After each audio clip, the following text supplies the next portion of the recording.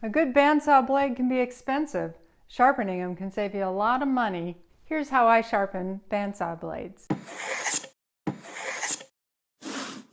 The first sign that my blade was going dull was that it was hard to push the material through. And the blade started curving really poorly. Terrible cut. I couldn't use it at all. It was bending about 1/4 of an inch on the flex. So I decided it was time to tune up my blade. The first thing I did was I cleaned up the edge of the blade using some mineral spirits and a green Scotch-Brite pad. Turn the saw off, and by rotating the top wheel backwards, you're going to ensure that you're not actually going the cutting direction of the blade. It took quite a bit of cleaning to get this back to shiny new. I've done a lot of filing of chainsaw teeth, and I figured this wasn't going to be a whole lot different. It's just a lot more teeth. The bandsaw's teeth are set with different directions, and you want to respect that direction as you're doing the filing, the same as you do on a chainsaw. Even on the chainsaw you're also getting an angle. Find a file that fits the gullet of your saw correctly so that you're not creating an extra groove in there and everything fits just right. I used a round file that fits exactly into the gullet.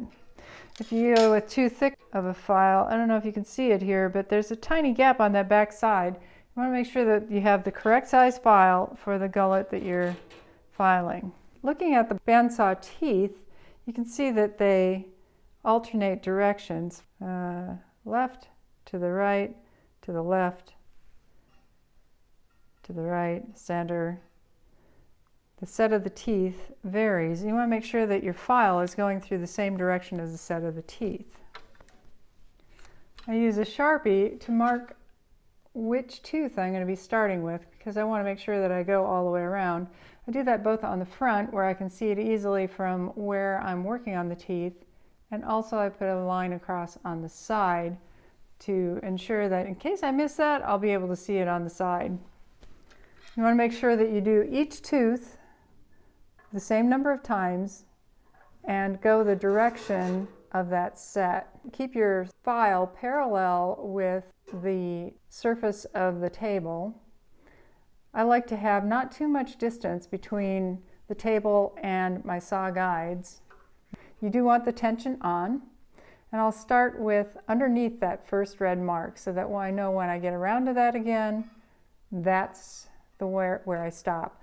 The first one goes off to the right, so I take it just a couple of times straight across the full length. Go down another tooth. And by pushing up, I can keep pushing up on the blade with the file as I go around, and I don't have to touch the blade at all. I don't have to touch the wheel at all. I can just go down to the next tooth and push it up, and I know exactly where I am. I don't lose track of anything.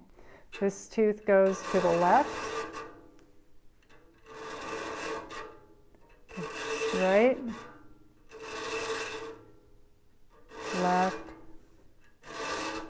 and I'll continue that way all around on the saw until I get back to this point again.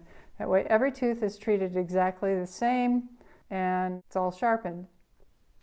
After doing the sharpening and having the saw blade all cleaned up, I added a little bit of paste wax. That's going to help the blade slide through the wood even better and protect it from rusting a little bit. The resawing I was originally doing was so bad I was ashamed to even put it out here. But you can see that this is rough. I have saw marks showing through. It started to burn, really badly burning on the back end. It's not square or straight at all. If I put the straight edge along it, you can see massive gaps from one end to the other. There's no way that I could use this as a resaw board. My blade really needed to be sharpened. This is a piece after I sharpened the blade. You can see how much better it is, what a huge difference it made. It's square, it's straight. If I put a straight edge along it, it's no problems. It's spot on, and I can go ahead and cut into the rest of my wood.